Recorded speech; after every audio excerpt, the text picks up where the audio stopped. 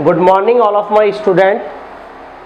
मैं मुकेश चौहान एक बार फिर स्वागत करता हूं अपने YouTube channel the MS study class में। जैसे कि आप पढ़ रहे हो एमएस स्टडी क्लास के माध्यम से मैथमेटिक्स पढ़ रहे हैं हम, और मैथमेटिक्स में हमने कुछ चैप्टर्स कंप्लीट कर दिए हैं और अगले जो चैप्टर्स हैं, जो हमारा मेंस्ट्रुएशन का चैप्टर है, जो मेंस्ट्रुएशन का हमारा 2D था वो कंप्लीट हो गया, और जो 3D है उसका मैंने पार्ट 1 अभी आपको पढ़ाया है, हाल फिलहाल में ही आपने देख लिया होगा आई होप। और आगे की तरफ मैं पार्ट नंबर 2 में जाऊंगा, और पार्ट नंबर 2 से पहले मैं कुछ बातें आपको बताना चाहता हूं। देखिए, आने वाले टाइमिंग में लॉकडाउन जो स्थिति है वो अनलॉक होने वाली है, और अनलॉक हो ही चुकी है। लगभग सारी चीज़ें, मार्केट्स, मॉल्स, सब चीज़ें लगभग ओपन हो चुकी हैं, और आने वाले टाइमिंग में हमारे कोचिंग्स भी आई थिंक ओपन हो ही जाएंगे।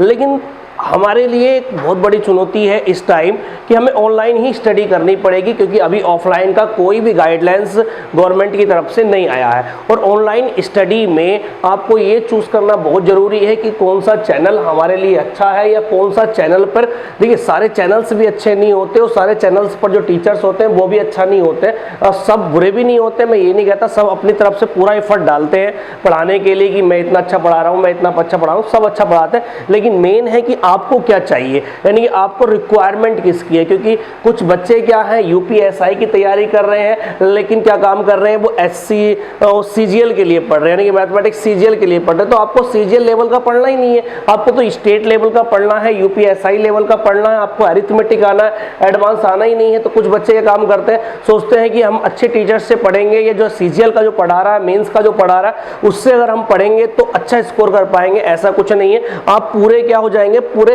बहक जाएंगे। बहकने का मतलब है कि आपको चाहिए तो मेंस्ट्रुएशन का चैप्टर, लेकिन आपको पढ़ा दिया जाएगा सर्किल में, या फिर ज्योमेट्री में, या कोऑर्डिनेट ज्योमेट्री में। तो आप ऐसा मत करिए। सबसे पहले आप अपना ये देखिए कि आपकी तैयारी किस तरफ जा रही है, यानी कि किस चीज़ के लिए आप तैयार करना चाह रहे हो अपने आप को।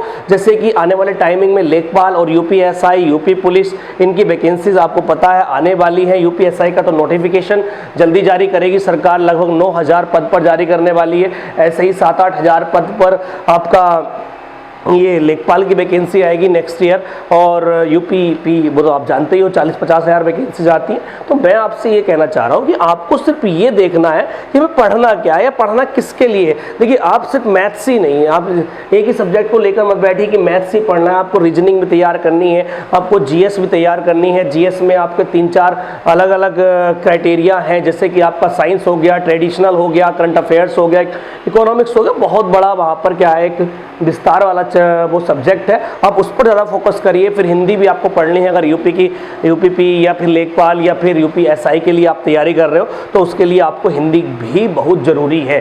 तो आप ऑनलाइन के माध्यम से आप ये चूज़ करिए कि हमें मैथ्स इस टीचर से पढ़ना है, हमें जीएस इस टीचर से पढ़नी है, जीएस इस किताब से पढ़नी है। तो ये सारी चीज़ें जब तक आप फोकस नहीं करोगे, अपने आप पर लागू नहीं करोगे, या अपने आप को एक स्ट्रेटजी बनाकर नहीं पढ़ाई करोगे, तो आपका कोई भी कंपटीशन निकलने वाला नहीं है। क्योंकि बच्चे क्या काम करते हैं, कोई भी कोर्स खरीद लेते हैं, उन्हें जो अच्छा लगता है, उन्हें कोई बिना गाइडलाइंस के कोर्स खरीद लेते हैं, और वे फिर पढ़ते रहते हैं। और चाहे आपके वो काम का हो या चाहे वो आपके काम का ना हो, सबसे पहले आप डिसाइड करिए कौन से चैनल और कौन से टीचर से क्या सब्जेक्ट हमें पढ़ना है। जरूरी नहीं है सर चीज़ें ऑनलाइन ही पढ़ो, आप ऑफलाइन भी पढ़ सकते हो, घर बैठकर भी पढ़ सकते हो। बहुत सारे बच्चे हैं जो पहले से प्रिपेयर्ड है, जो पहले से तैयारी किए हुए हैं, सिर्फ उन्हें रिवाइज करना है। तो रिवाइज किसी टीचर से ना करके वो अपना खुद उससे भी कर लेंगे, प्रैक्टिस सेट से कर लेंगे, सोल्व पेपर से कर लेंगे, या फिर कुछ किताबों से पढ़ लेंगे।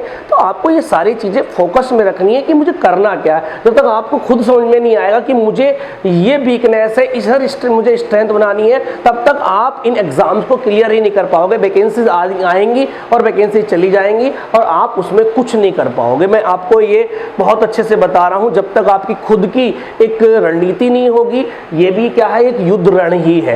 यानी कि यहाँ पर आपने देखा होगा कि बहुत सारे लोग रेस में होते हैं, जीतते कुछ ही लोग हैं। जैसे कि आप बताइए, 9,000 वैकेंसियों के लिए कम से कम 10 से 15 लाख फॉर्म फिलअप होंगे, जिसमें कि 5 लाख ऐसे एस्पिरेंट होंगे जो बिल्कुल चाहते होंगे या बिल्कुल तैयार होंगे कि हमें ये जॉब मिले।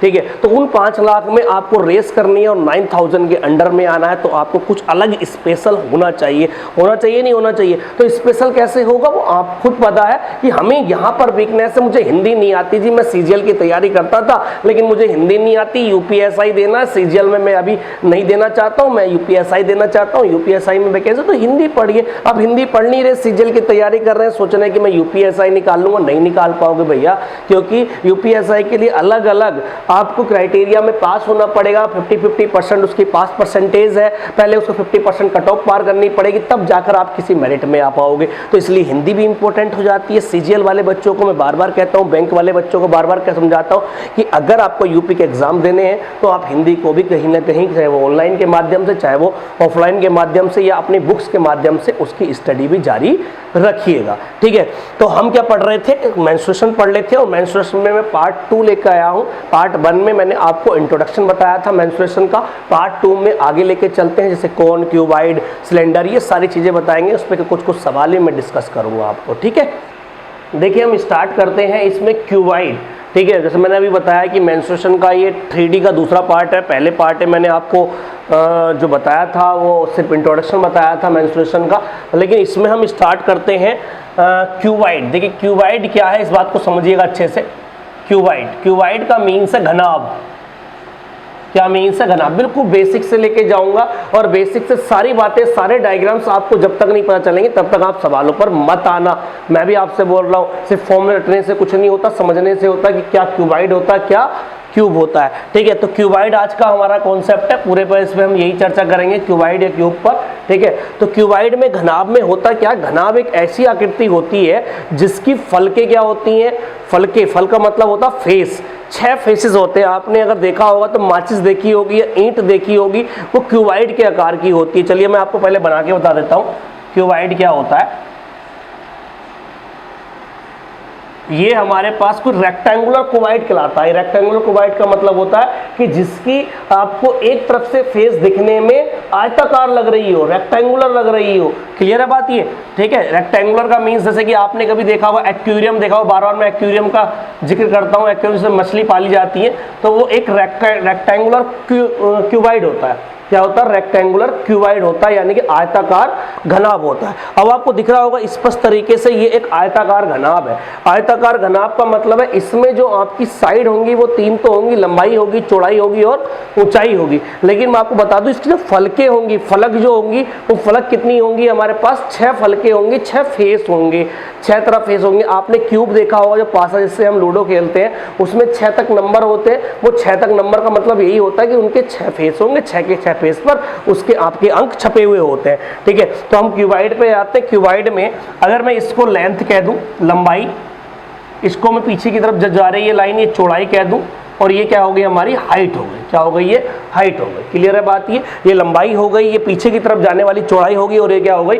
हाइट हो गई। सारी बातें अच्छे से पढ़ना है, मैं आपको समझाऊंगा, चीजें टेंशन मत लेना इस बात की। जब तक मैं यहाँ पर खड़ा हूँ इस प्लेटफॉर्म पर, आपको सारी चीजें बता के जाऊंगा, हर चीज क्लियर करूंगा। लंबाई, चौड़ाई और ऊंचाई हो गई। ठीक है, अब हम आ जाते हैं, देखिए अगर इसके वॉल्यूम की बात करते हैं, आयतन की, वॉल्यूम की बात करते हैं, अगर इसके हम आयतन की बात करते हैं तो इसका आयतन होता है, देखिए किसी भी अगर हम 3D शेप का वॉल्यूम निकालेंगे, कोई भी अगर 3D शेप वॉल्यूम होगा, सपोज करो 3D शेप वॉल्यूम जो होता है वो होता है आपका एरिया ऑफ द बेस। इस बात को भी याद रखना, area of the base multiply height. Area of the base multiply height, यानी कि आधार का जो क्षेत्रफल होगा, किस आधार पर वो टिका हुआ है, उस आधार का क्षेत्रफल मल्टीप्लाई क्या हो जाएगी हमारी?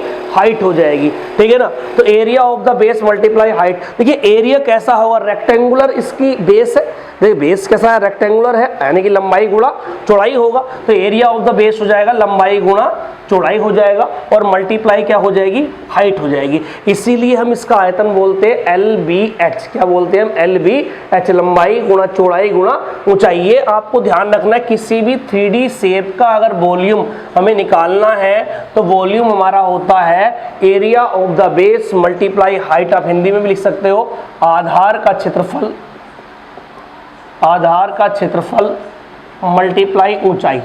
आधार का क्षेत्रफल मल्टीप्लाई ऊंचाई होता है। इतनी बात आप समझ गए होंगे, कोई दिक्कत नहीं है। अब आ जाते हैं, देखिए इसके हम सरफेस एरिया पर। सरफेस एरिया क्या होता है? सरफेस एरिया होता है जो इसके फेस है, फेस का मतलब जो सतह है, उन सतह का जो एरिया है उसे हम सरफेस एरिया बोलते हैं। जो सतह का एरिया है उसे क्या बोलते हैं? हम सरफेस एरिया बोलते हैं। और सतह कितनी है? इसमें 6 सतह है। सतह कितनी होंगी? इसमें 6 सतह होंगी। अगर मैं बात करूं यहां पर टोटल सरफेस एरिया की, टोटल सरफेस एरिया, देखिए सरफेस एरिया कहो चाहे टोटल सरफेस एरिया कहो, बात एक ही है, क्योंकि टोटल का मतलब होता है जितनी भी इसकी 6 की 6 फलकें हैं, जितनी भी 6 इसकी फेसेस हैं, उनका जो हमारा एरिया होगा वो टोटल सरफेस एरिया होगा। इसे हम हिंदी में बोलेंगे हम संपूर्ण पृष्ठ का क्षेत्रफल। संपूर्ण पृष्ठ का क्षेत्रफल, इसे हिंदी में बोलेंगे हम संपूर्ण पृष्ठ का क्षेत्रफल। अब देखिए ये कैसे फाइंड आउट करेंगे, इसे फाइंड आउट करने का तरीका मैं आपको बता देता हूँ। देखिए क्या इसके अंदर जो फेसेस होंगी वो उनका एरिया लंबाई गुणा चौड़ाई से ही निकलेगा, क्योंकि जो फेस होंगी वो सारी रेक्टेंगुलर होंगी। रेक्टेंगुलर का मतलब है आयताकार फेसेस होंगी, तो लंबाई गुणा चौड़ाई से निकलेगा। अगर आप ये बताइए इसके सामने वाली जो फेस है अगर उसका क्षेत्रफल लंबाई गुणा चौड़ाई है, तो जैसी फेस सामने वाली है वैसी फेस पीछे वाली होगी, यानी कि लंबाई गुणा चौड़ाई जो है, जो आपकी जो क्षेत्रफल होगा उस फेस का, वो सिंगल फेस का होगा, लेकिन ऐसे ही फेस डायरेक्टली उसके पीछे होगी, यानी कि ये 2 गुना हो जाएगी, यानी कि 2 गुना लंबाई चौड़ाई। अगर बात करें चौड़ाई ऊंचाई, फिर बात करें ऊंचाई लंबाई, ठीक है ना,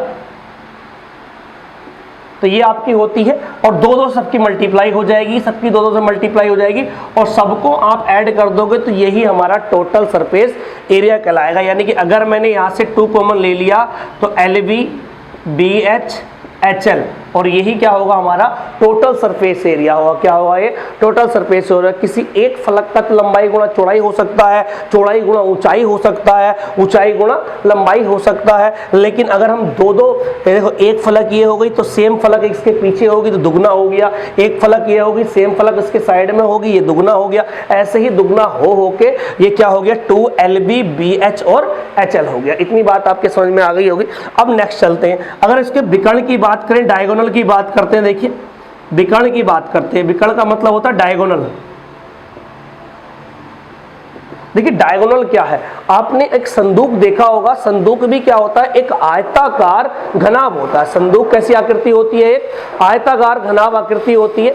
उस आयताकार घनाभ आकृति में अगर आप मैक्सिमम आकार की कोई छड़ रखना चाहेंगे, मैक्सिमम साइज की अगर आपने कोई उसमें रोड रख दी, तो उस रोड का जो लेंथ होगा वही डायगोनल होगा। उस रोड का जो लेंथ होगा वही क्या होगा? डायगोनल होगा। मैं आपको बताता हूं, मैक्सिमम जो लंबाई की रोड हो सकती है वो डायगोनल ही होगी।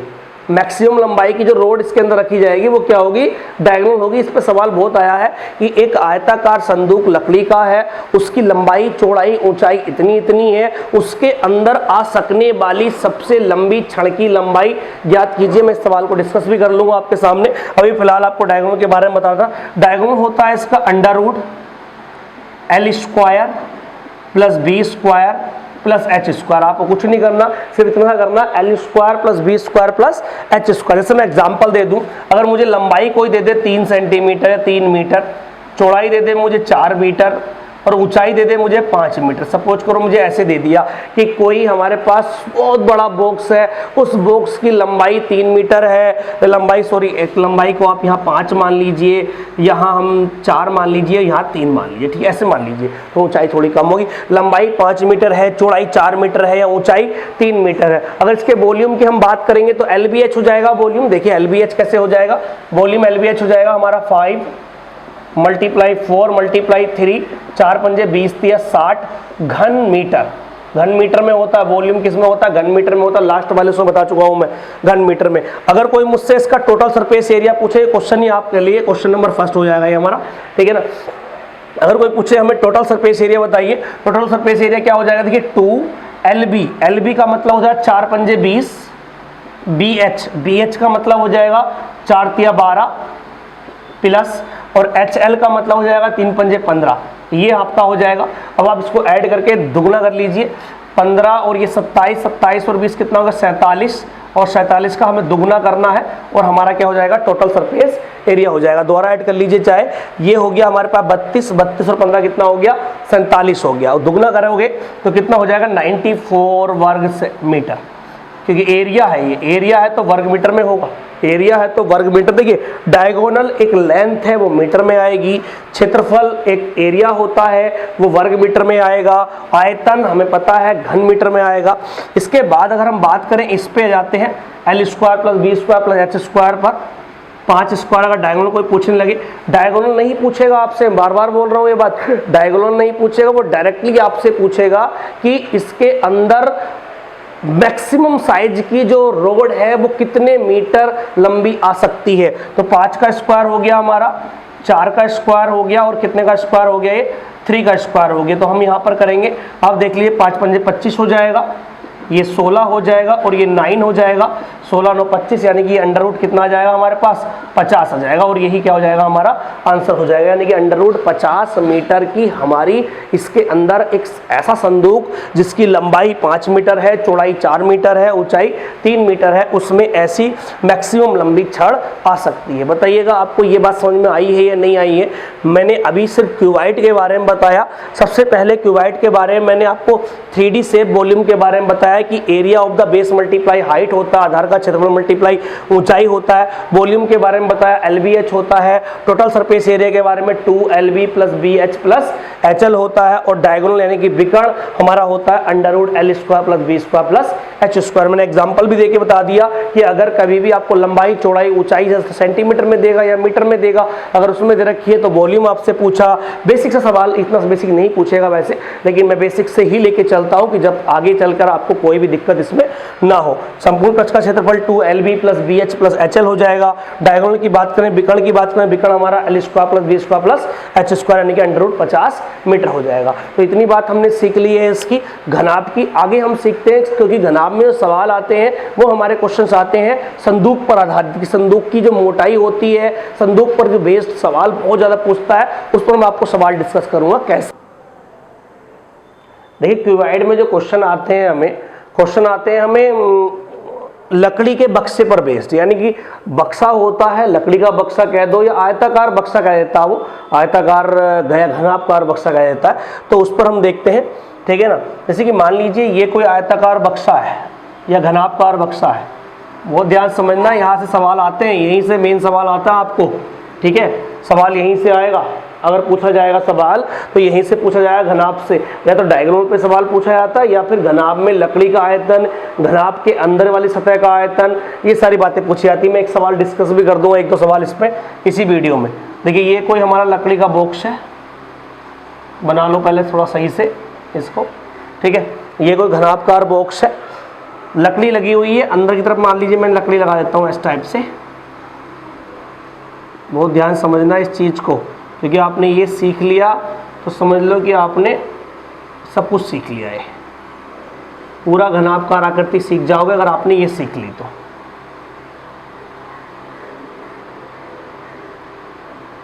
इस टाइप से आकृति हो गई, ये घनाभकार बॉक्स हो गया हमारा, ठीक है। अब सपोज करिए ये हमारी लंबाई है, ये क्या है हमारी लंबाई है, ये बंद बक्सा है। बंद बक्से का मतलब है ये ऊपर से भी इसमें लकड़ी लगी हुई है। एक खुले बक्से का सवाल आता है, एक बंद बक्से का आता है। पहले मैं बंद बक्सा का कहता हूं कि बंद लकड़ी के बक्से का आयतन, ठीक है ना। ये हेडिंग आप डाल लीजिए, बंद लकड़ी के बक्से का आयतन। अगर ये लंबाई है तो ये आपको मैंने बताई थी चौड़ाई होगी, और ये यहाँ से यहाँ तक क्या होगी इसकी, ये हाइट होगी। अब लकड़ी की कुछ ना कुछ मोटाई तो जरूर होगी, कोई भी मेटल हो, लकड़ी या कुछ भी मेटल क्यों ना हो, उसकी कुछ ना कुछ मोटाई जरूर होती है। मान लीजिए डी मैंने मान लिया मोटाई, डी क्या मान लिया मैंने, मोटाई मान लिया, या L centimetre, B centimetre, H centimetre लंबाई चौड़ाई ऊंचाई हो गई, और D क्या हो गई हमारी, ये मोटाई होगी। तो आप मुझे बताइए, अगर हम कभी भी आयतन की बात करते तो आयतन किस पे डिपेंड करता है कि अंदर जितना पानी आता है, अंदर कितनी ठोस आकृति है। अगर मैं इस एक्वेरियम से बना दूं, इसकी मोटी लकड़ी लगा दूं तो अंदर पानी कम आने लगेगा। अगर बाहर की डायमेंशन सेम हो, मैं आपको बता रहा हूं, कोई भी गिलास आप ले लीजिए, अगर बाहर की डायमेंशन सेम है और अंदर आपका गिलास जितना मोटा होगा उतना पानी कम आएगा, जितना गिलास की परत पतली होगी उतना पानी ज्यादा आएगा। डिपेंड किस पे कर गया? उसकी दीवार की मोटाई पर, गिलास की दीवार की मोटाई पर डिपेंड कर गया। यहां भी जो डिपेंड करेगा कि इस घनाभकार जो आकृति है या बॉक्स है या फिर बक्सा है या लकड़ी का संदूक है, कुछ भी चीज, संदूक कह दिया, बक्सा कह दिया, कुछ भी XYZ मैंने बोल दिया, उसका जो आयतन है उसका वॉल्यूम डिपेंड करेगा उस लकड़ी की मोटाई पर डिपेंड करेगा। लकड़ी जितनी मोटी होगी उतना वॉल्यूम कम होता चला जाएगा, लकड़ी जितनी पतली होगी उतना वॉल्यूम आपका बढ़ता चला जाएगा। तो D यहां देखिए लंबाई, यहां D कम होगी, बहुत ध्यान समझना, लंबाई यहां D कम होगी, तो जो अंदर की जो लंबाई है वो L-2D हो जाएगी। क्या हो जाएगी? L-2D हो जाएगी, लंबाई में से 2D कम, यानी कि अंदर की लंबाई हो गई है। ऐसे ही चौड़ाई भी D-2D हो जाएगा। D मीटर इधर हो गया, D मीटर इधर हो गया, अगर मीटर में है तो D मीटर या D सेंटीमीटर। ऊंचाई भी सेम, H माइनस क्या हो जाएगी? 2D हो जाएगी। तो इस बात को आप समझिएगा बहुत ध्यान से। अगर मैं इस लकड़ी के बक्से का आयतन में निकालना चाहूं तो बक्से का आयतन होगा, वॉल्यूम होगा हमारा L-2D, B-2D और H-2D। इस बात को समझ पा रहे हो? लेकिन बंद लकड़ी का है ये। किसका है ये? बंद लकड़ी के बॉक्स का है। इस बात का ध्यान रखना, बंद लकड़ी के बॉक्स का है। अगर हम बात करें सिर्फ लकड़ी का आयतन की, लकड़ी या धातु का आयतन, जिस भी धातु का बना हुआ बॉक्स है ये, धातु का आयतन, क्लियर है? देखिए ये क्या था? अंदर वाले बॉक्स का आयतन था, यानी कि जिसमें हम कोई भी लिक्विड या कोई पदार्थ रख सकते हैं। ये क्या है? लकड़ी का आयतन है, धातु का आयतन, जिससे ये बॉक्स या संदूक या फिर ये जो भी है वो बना हुआ है, जिससे बना हुआ, जिस धातु से बना हुआ, मेटल से बना हुआ है।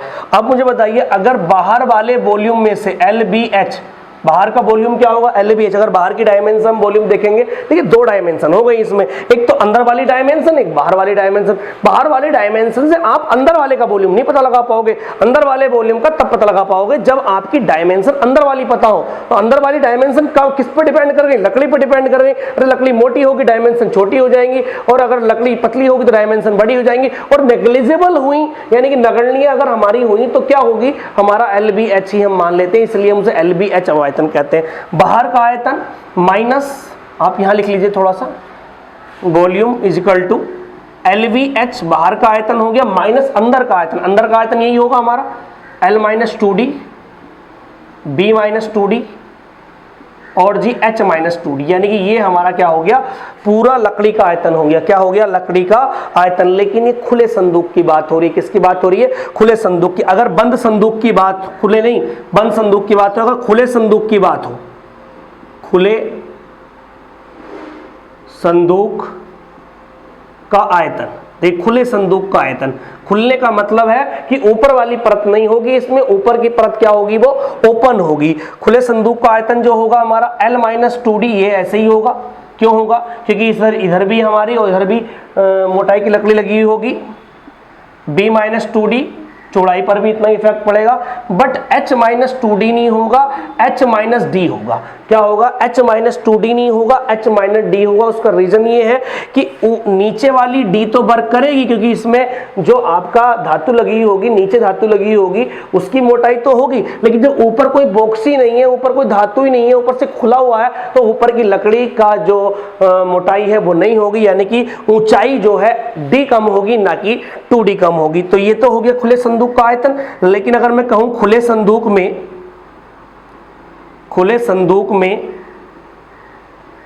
लगी धातु का आयतन, अगर मैं इसकी बात करता हूं, खुले संदूक में लगी धातु का आयतन तो बिल्कुल सेम है। LBH कर लीजिए आप इसमें, LBH माइनस L-2D, B-2D और H-2D, H-2D नहीं, यहां पर क्या होगा? H-D होगा। इतना सा फर्क पड़ेगा, यहां पर 2D है और यहां पर क्या हो जाएगा? D हो जाएगा। तो ये बात आप समझ पा रहे होंगे, क्लियर है आपके लिए ये? ठीक है, तो ये पूरा आप समझ लीजिए, पूरा स्ट्रक्चर समझ लीजिए। इस पर मैं आपको क्वेश्चन डिस्कस कर देता हूं एक दो, आप पूरी अच्छे से समझ पाओगे कि ये चीजें हैं क्या, कि कैसे कैसे हम इस पे सवाल आएंगे और कैसे कैसे क्वेश्चन हम इस पे हैंडल करेंगे। ये खुले संदूक की बात हो रही है और ये बंद बक्से की, और ये किसकी हो रही है? खुले बक्से की बात हो रही है। ठीक है, इतना आप समझ गए। अब नेक्स्ट जाते हैं, क्वेश्चंस पे आते हैं, इसको मिटा देते हैं। देखिए इसका पूरा आप स्क्रीनशॉट ले लीजिए अच्छे से, और इसको मिटा देता हूं मैं। अब इस पर क्वेश्चन मैं डिस्कस करता हूँ आपके लिए। बहुत बेहतरीन क्वेश्चन लेके आया हूँ आपको, जो कि एग्जामिनेशन में ऐसे ही सवाल आपको पूछे जाएंगे और ऐसे सवाल ही घनाभ पर आएंगे। इसीलिए देखिए मैं घनाभ वाली आकृति को इतना इंपॉर्टेंस बता रहा हूँ कि घनाभ वाली आकृति में संदूक से ही सवाल आता है, संदूक में लगी मेटल से सवाल आता है या संदूक में लगे अंदर से आयतन के बारे में सवाल आता है। ठीक है, क्वेश्चन हम लिख लेते हैं। देखिए क्वेश्चन, एक मिनट रुक जाइए।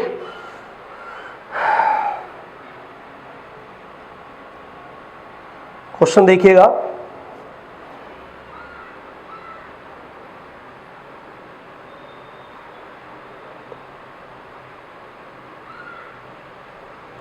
क्वेश्चन है आपका लकड़ी के एक डिब्बे की माप, क्वेश्चन नंबर 2 कहते हैं, फर्स्ट मैंने कराया था आपको बेसिक सा एक। ठीक है, लकड़ी के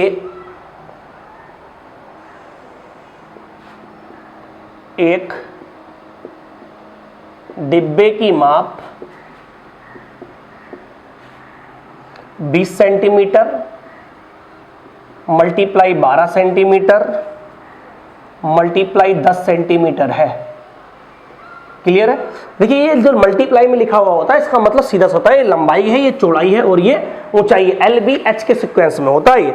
ठीक है, लकड़ी की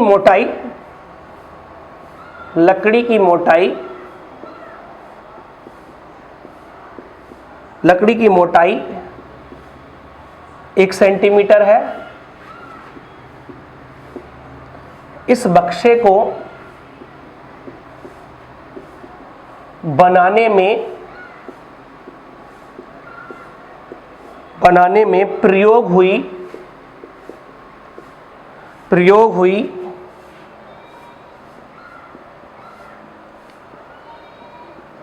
लकड़ी का आयतन क्या है? लकड़ी का आयतन क्या है? ये क्वेश्चन आपके लिए है, बहुत इंपॉर्टेंट क्वेश्चन है।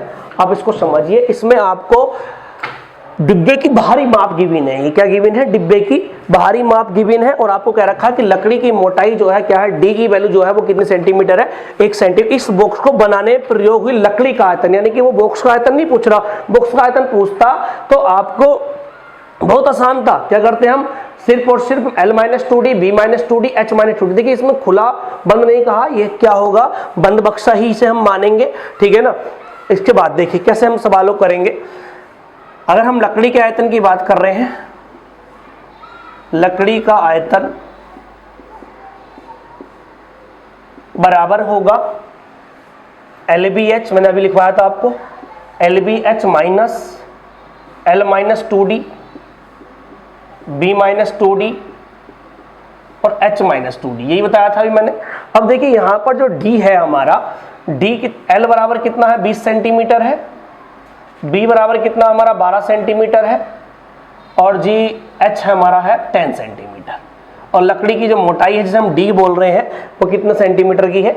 1 सेंटीमीटर की। इतनी बात आप यहाँ पर करिए। ठीक है, इन सारी वैल्यू को पुट करिए। यहाँ पर हमारा डायरेक्टली लकड़ी का आयतन यानी कि वॉल्यूम ऑफ जो मेटल है वो निकल आएगा। देखिए क्या करेंगे हम, इससे 20 मल्टीप्लाई 12 मल्टीप्लाई 10, ये हो जाएगा बाहरी शेप का आयतन। अंदर वाली शेप का आयतन कितना हो जाएगा? 20 माइनस 2D यानी कि 2, ये हो जाएगा हमारा 12 माइनस 2D यानी कि 12 माइनस 2 और ये हो जाएगा 10 माइनस 2। क्लियर है बात यहाँ तक? अब देखिए 12 दूनी 24, ये तो पूरा 2400 हो गया हमारा घन सेंटीमीटर। माइनस हम इसे करेंगे 18, ये हो जाएगा 10 और ये हो जाएगा 8। तो 18 मल्टीप्लाई 10 से कितना होता है बताइए? ये हमारा हो जाएगा 144, इसके आगे 0 लगा लीजिए। तो ये हमारा हो गया 2400 और ये कितना हो गया? 1440 से हम माइनस करेंगे तो ये 960 घन सेंटीमीटर हो जाएगा। यानी कि जो लकड़ी प्रयुक्त हुई होगी इसके अंदर वो कितनी हुई होगी? 960 घन सेंटीमीटर की होगी, क्योंकि इसका बाहर का वॉल्यूम 2400 घन सेंटीमीटर है और अंदर जो इसका बॉक्स है, जो बॉक्स आपको बनाया गया है लकड़ी का, उसका वॉल्यूम है 1440 घन सेंटीमीटर। इसलिए हमारा पूरा जो आयतन आया किसका? लकड़ी का। जो लकड़ी प्रयुक्त हुई है उसका आयतन कितना आ गया हमारा? 960 घन सेंटीमीटर वॉल्यूम हो गया। तो देखिए खूबसूरत सवाल ही हमने कर लिया। अच्छा सवाल है, ऐसे ही सवाल एग्जामिनेशन में पूछता है हमसे। ठीक है ना? एक सवाल और आपको डिस्कस कर लेता हूं जिसमें कि हमें वॉल्यूम का भी काम करना पड़ेगा। वॉल्यूम का क्या काम करना पड़ेगा? जिसमें हमें, मैंने आपको पहली वाली वीडियो में बताया था कि 1 लीटर बराबर 1000 घन सेंटीमीटर की जरूरत जरूर पड़ने वाली है आपको, ऐसे सवालों में ही जरूरत पड़ती है। देखिए इसको इरेज कर देता हूँ, आप स्क्रीनशॉट ले लेना इसका और अच्छे से आप बार बार वीडियो को रिपीट करके देखते रहिएगा। जितना ज़्यादा हो सके चैनल को सब्सक्राइब करिए और शेयर करते रहिए, क्योंकि जब तक आप शेयर नहीं करोगे जब तक बातें पता ही नहीं चलेंगी और बंदों को भी कि क्या इस चैनल के माध्यम से पढ़ाया जा रहा है या नहीं पढ़ाया जा रहा है, ठीक है ना। तो आप जितना ज़्यादा हो सके इस चैनल को आपने शेयर तो कर ही लिया होगा, आप देखते हो तो, लेकिन मतलब सब्सक्राइब कर लिया होगा, लेकिन आप इसको शेयर करना मत भूलना, ठीक है। अब नेक्स्ट क्वेश्चन पे आते हैं, क्वेश्चन नंबर 3 पे आते हैं इसके वीडियो के। क्वेश्चन नंबर 3 देखिए बहुत इंपॉर्टेंट सवाल है ये भी। एक 8000 लीटर क्षमता वाले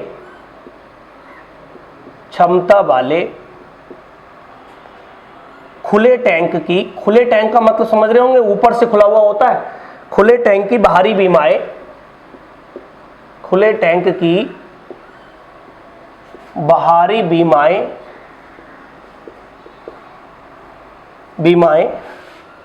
3.3 metre multiply 2.6 metre multiply 1.1 metre तथा दीवारें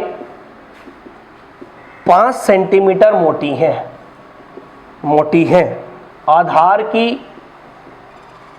मोटाई ज्ञात कीजिए। आधार की मोटाई ज्ञात करना कराए।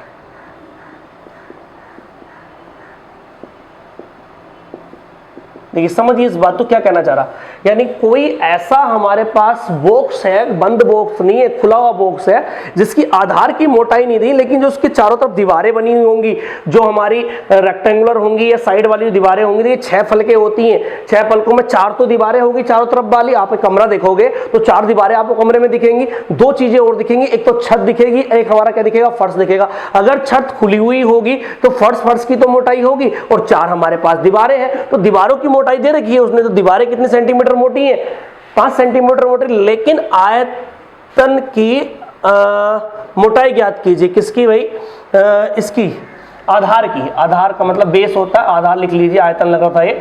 आधार की मोटाई यानी कि बेस की मोटाई आपको फाइंड आउट करनी है, बेस की मोटाई अलग होगी। क्लियर है बात ये। तो हम यहां पर लिख लेते हैं पहली बात तो लंबाई हमारे पास है 3.3 मीटर।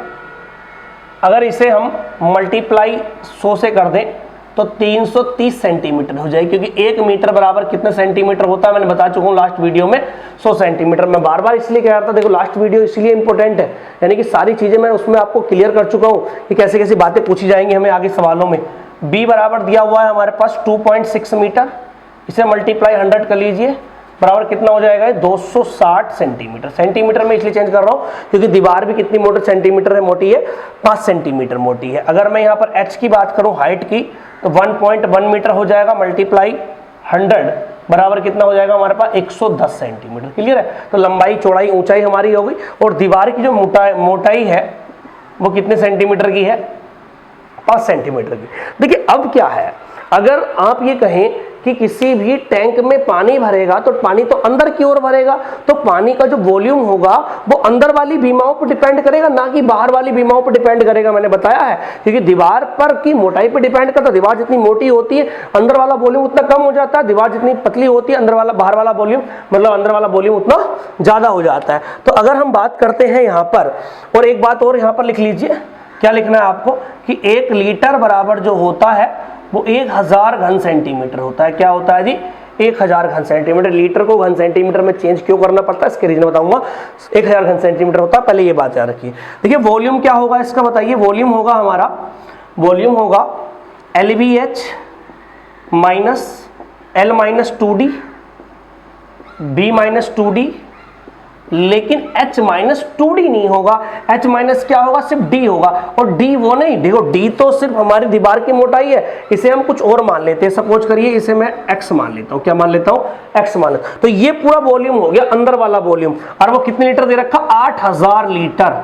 कितने रखा, 8000 लीटर। आप मुझे बताइए, जब यहाँ LVH करोगे, यहाँ पर LVH करोगे, तो क्या लीटर में आएगी यूनिट, यहाँ पर नहीं, घन सेंटीमीटर में आएगी। तो इधर भी घन सेंटीमीटर और इधर भी घन सेंटीमीटर होना चाहिए, तब जाके कैंसिल आउट होगी सारी बातें। करिए भाई, नहीं, वॉल्यूम निकालना, लकड़ी का वॉल्यूम निकालना तो इसका जरूरत नहीं पड़ेगी, LBH की जरूरत नहीं पड़ेगी, सिर्फ इसकी जरूरत पड़ेगी हमें L-2D, B-2D और H-D यानी कि दीवार। L कितनी होगी देखिए 330 माइनस कितना 2D का मतलब 5 दूनी 10 सेंटीमीटर।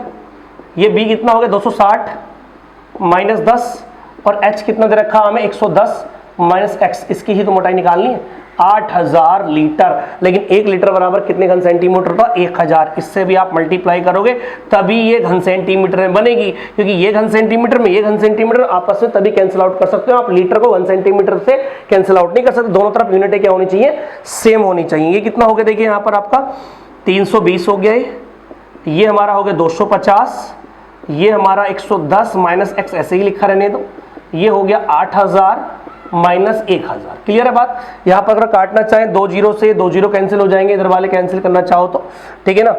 और ये हमारा कैंसिल हो जाएगा 8 ही का ना 8 हो जाएगा ये, और ये 8 चौक 32 हो जाएगा, ये 25 चौका 100 हो गया, 25 चौका 100 का मतलब कितने जीरो हो गए हमारे पास 2 जीरो, ये 2 जीरो यहाँ कैंसिल हो जाएंगे तो यहाँ पर 1 जीरो और यहाँ पर 1 जीरो, यानी कि यहाँ सिर्फ 100 बचेगा।